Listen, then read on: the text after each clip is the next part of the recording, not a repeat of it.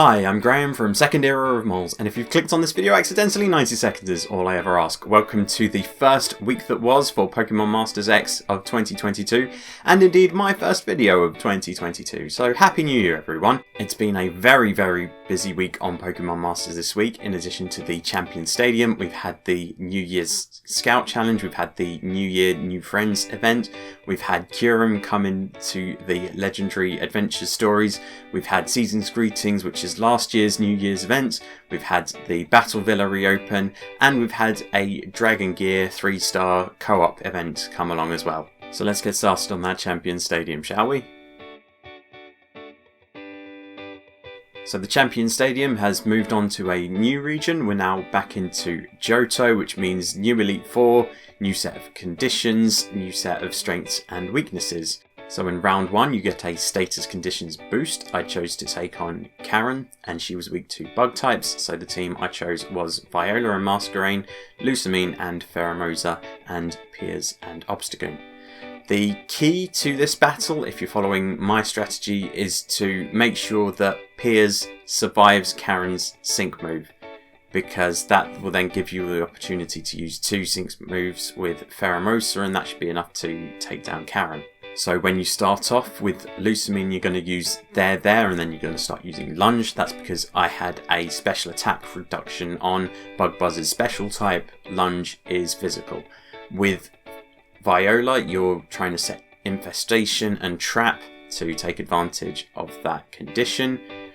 If you've got the move gauge, you can then use Struggle Bug. If not, you've got trainer moves such as X-Speed and Just Fantastic. With Piers and Obstagoon, you start by raising the crit hit rate of everyone. You can also use Shout My Name. You want to maybe try and use an Obstruct in here, because you have to nullify at least one attack so that Piers then survives that sync move, as I was talking about. I got lucky somehow. I had my Obstruct, Nullify and attack, but I was still able to get a move in there before the enemy declared their next move. I'm not sure how I did it, but I did, and that gave me my full set of 9 to get to my first sync move. I gave it to Piers as he's a 6x support, and you get that boost. So when you get into that second phase, you're lunging all the way with Pheromosa. With Viola, you're using Struggle Bug as much as possible. You're using your trainer moves. If you don't have the move gauge, I would recommend using at least one Just Fantastic to get that passive healing going. With Piers, you're raising crit hit rate. You've got Shout My Name in case you're running low on move gauge. You can maybe use another Obstruct in here again to nullify an attack. When it comes down to that second sync move, you want to go with Pheromosa for that big damage. When it comes to Karen's sync move, you want to make sure that you have enough health to survive it with Piers. It's going to do a lot of damage to Lusamine as well, so maybe after that you can use a there in there somewhere. After Karen's sync move, she gets a guaranteed crit. So she's going to use Stored Power. That's going to do a lot of damage. That's where you want to have an Obstruct on to nullify that damage. That's also why you want Piers alive, because he can nullify it, or he has Endurance, so he can use a Shout My Name to make sure that he keeps going after that. If he's down, it's going to hit Viola. It's going to one-shot Viola, and once that happens, you've not really got a chance of making it a successful run. Once you've done that though, you're just getting down to that second sync move with Pheromosa. However you can, lunges, there, Struggle Bug, anything you can do with Piers. That sync move is going to take out Umbreon in the middle, it's going to take out Sharpedo on the side, it's going to leave you Reuniclus with a little bit of health left. So Reuniclus only has Psychic, that's only going to hit 1, so that gives you plenty of time to get in there with another lunge and lunge. And as long as you don't overstretch yourself, which I might have done there, you should be able to take the win. In round 2, you get a physical attack reduction. I thought it was a good idea to take on Bruno for this one, as he was weak to Psychic types. Psychic types use special attacks, so it does him in and not me. So the team I went with was Mewtwo and Giovanni, Bianca and Mushana, and Sabrina and Alakazam. This really is a top tier Psychic team. The only potential improvement in there is Necrozma over Mewtwo, and since Mewtwo is a free 6x, it's kind of much of a muchness. So you start off setting Psychic Terrain with Musharna and then using You Snooze You Lose. With Mewtwo, you're using Nowhere to Hide and then maybe a Confusion as your last move. With Alakazam, you want to raise the crit hit rate, then you want to set Reflect, then you want to raise the crit hit rate again, and that'll take you down to your first sync move, which goes to Alakazam as a 6x support. If you don't have her at 6x, then you can always just start off syncing with Giovanni, and that's going to do a lot of damage anyway. When you get into that second round, you want to make sure that you reset that Psychic Terrain. It's really about getting down to that second sync move with Mewtwo, because that's going to wipe Bruno and all his mateys in there. So he can use Psychic, you can use Stored Power with Musharna. With Alakazam, you want to make sure you set at least one more Reflect for Bruno's sync move, otherwise that's going to take Mewtwo out, and unless you've got in there quickly and done the quad thing and not have to take Bruno's sync move at all, you're going to need it. You can also use a Sixth Sense in there to top up Alakazam's health. If you're feeling really fancy, you can use one on Mewtwo as well to boost its special attack. You don't necessarily need to do that though. And when Mewtwo's sync move comes, it wipes the board and you get out of there with a relatively comfortable win. On to round 3 now, where you get a sync move stats boost. Will was weak to ghost types this week, so I took him on with my dual striker team from last week of Morty and Driftblim, Lily and Lunala, and Phoebe and Dusknoir. So it's basically the same strategy as last week, so just go back to last week's video, find the ghost round, and you'll see how I did it then. Oh, go on then, I'll talk you through it again. So, you start off Shining Moonlight with Lily, and then Moongeist Beam all the way through. You shouldn't need to use any potions because you shouldn't need them. With Morty, you're piercing the Veil to raise his stats. You shouldn't need to use a direct hit plus, but you can do if you really need it. With Phoebe, you can maybe start off with a Shadow Punch to get that move gauge moving. And it will save you having to use an Unbreakable Bonds at the end, because you can then use 2 direct hit pluses on everyone to raise that team crit hit rate. I'm going to call Unbreakable Bonds Unbonds from now on. That's how I've been shortening it when I've been writing my few notes in there. You get down to that first sync move and it goes to Phoebe as a 6x support to give that boost to everyone. When you get into that second phase, you are Moongeist Beam with Lily all the way. You can start using Phantom Presences when you run out of Pierce the Veils with Morty. That combination of damage is going to make very quick work of Will. He didn't even get to use his sync move when I did this. With Phoebe, you can use Unbreakable Bonds and hope you keep getting refreshes. She got poisoned very early on when I did this, so attacking with her wasn't really a priority because I didn't want to take that poison damage. Once Will goes down, it was a case of Moongeist Beam and then sync move to take out the 2 sides. In round 4, you get a stats reduction boost. I took on Koga for this one with Groudon and Maxie, Cynthia and Garchomp, and Hilbert and Samurott.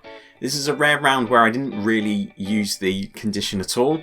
I looked at the opponents and their weaknesses and I didn't really see one that fitted using stats reductions very much, so I just thought we'll save it to last and we'll not really use it. So with Groudon, you want to start off doing as much damage as possible, so you're using Precipice Blades. You can expand the land if you want to as well. With Cynthia and Garchomp, you're raising that attack. You're using a This Match is Too Much Fun to get those additional stats boost. With Hilbert, you've got 2 lots of trainer moves to choose from, either raising attack, raising speed, raising crit hit rate. Potentially, you could use someone like a Holiday Rosa and Delibird in there, because they get a move gauge boost in addition to raising attack, and both of your 2 other pairs can raise their own crit hit rate on their own, so that move gauge boost means you can use more Precipice Blaze and Earthquake, which is 4-bar and 3-bar move, so that's a lot of move gauge to be using at any one time. When that first sync move comes though, you give it to Hilbert for his 6x boost. From there, you're just trying to do as much damage as possible, Precipice Blades and Earthquake. you're hoping that you can use your trainer moves if you don't have the move gauge to use one or the other. The two sides are going to go down quite quickly because they're taking moves that hit everyone and they don't have as high defense as the one in the middle, which is Muck in this one. When Koga's sync move comes, for me it took down Groudon, which was not too much of a blow because he'd already run out of Sun and I'd declared a Solar Beam and it wasn't going to hit anyway. And it was like, But after that, you should be getting to your sync move, which goes to Cynthia. You get Mega Garchomp on the field. I was saving all of my move gauge usage just to use Earthquakes. I wasn't really doing anything with Hilbert at all because he'd run out of trainer moves by this stage, and it was just do as much damage to Koga as I can.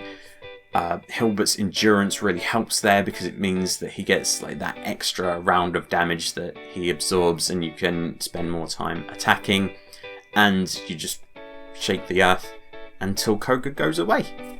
Finally, for round 5, you're taking on Lance, who is the champion of the Johto region.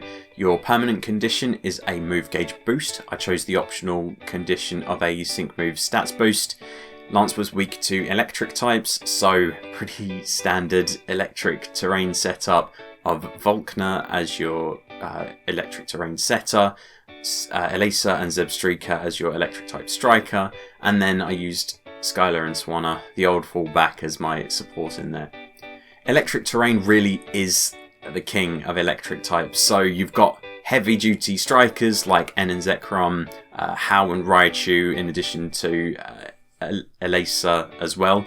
But the one that makes it all work is Volkner with electric terrain. It doesn't do as much damage if you don't have him in there. He's a very valuable player to have in there. So you have Swanna in there for Take Flight to give that speed boost because Elesa has inertia and you want that speed as high as possible.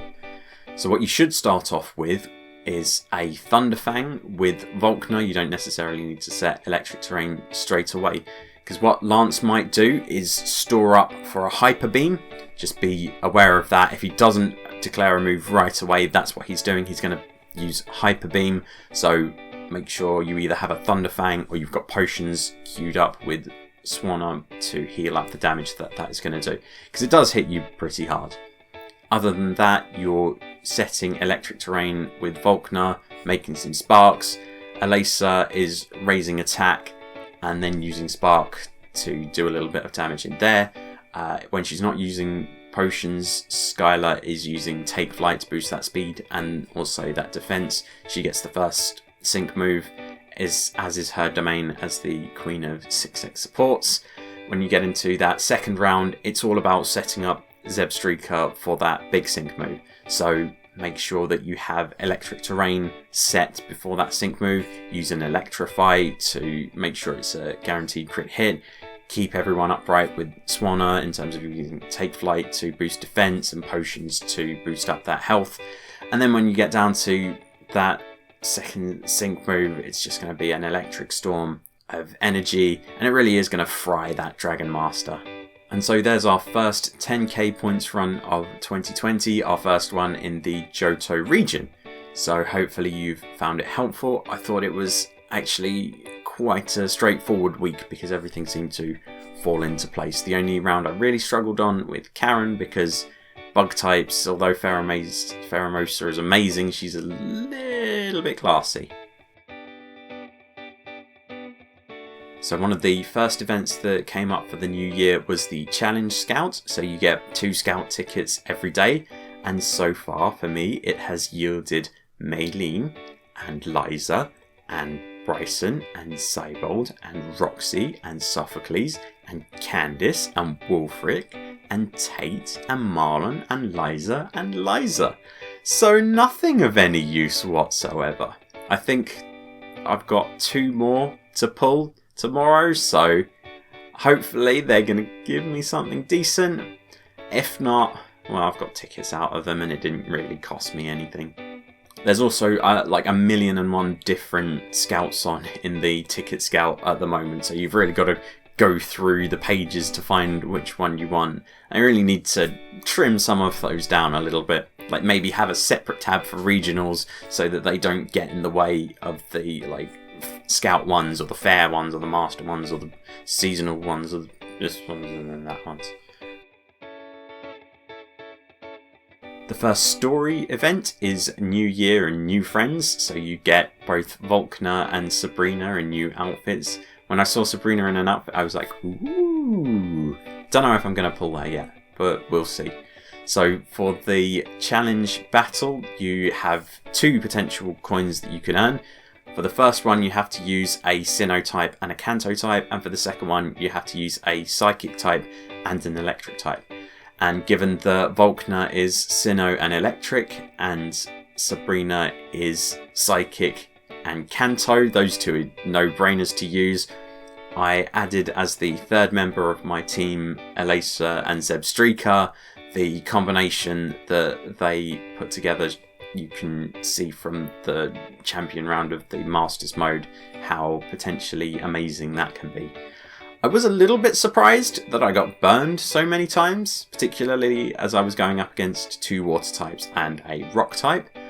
But yeah, all it did was make Alakazam a little bit more tricky to use. You just come in with big sync moves from Elisa and nuke the rest of them though. When you finish the story, you get a nice little team picture. It's like, oh, look at all those people together, being there and doing things. I'm getting to the stage with these events where I'm buying less and less because I'm just in need of less and less items. Like Sync Orbs, I'm not really in need of at any time. And for this one, I won't be buying either of the full-on candies. So there's a 4-star and a 3-star. And when I looked, I was like, well, I've got 9 of one of them and 8 of the other and nothing to use them on. So I'll just save my tokens and I'll spend them elsewhere. So Ghetsis and Kyurem have been added to the Legendary Adventure stories with the Father or Foe event. So it's the same as it has been when it's been a limited time event, but it's now permanent. It seems like they're adding pretty much one every week at the moment, which I think makes sense. It's like, well, we decided we're going to add them all. There's no point beating around the bush. So to get your Platinum Medal, the only condition you need to fulfill is to use 3 Unova types. So I use Ghetsis and Kyurem, Signusu, Elesa and Rotom, and Skylar and Swanna, and got through that relatively easy. And I got showered with tickets. It's like, raining down on me. The other story event on at the moment is Season's Greetings. That's last year's New Year's event. So it's Lily and Lance both in festive traditional wares. So there's a full force battle to complete there. There's no additional conditions for completing it. It's just do it with less than 6 fainting, I think it was. So it's got weaknesses to flying types and bug types. My flying type striker was Blue and Pidgeot. My bug type striker was Lusamine and Pheromosa, and then I had Swanna in there as my awesome supports, and yeah, managed to get through that relatively easily as well for tickets galore. We've got another co-op event for Dragon type gear. I kind of wonder how they decide what order they're released in, because although dragons are very useful, there's relatively few of them compared to, say, fire or water, for example. So it'd be interesting to see, do they just spin a wheel and it's like, tick, tick, tick. Right, dragons, we're doing dragons next. Or whether they actually have research and it's like, right, okay, this is the type that in general people have the fewest of, so we'll do that one first. And then the next fewest, and then the next fewest. The Battle Villa has reopened, so make sure that you're doing your daily co-op challenges for that as well. You can now skip halls if you've completed it before.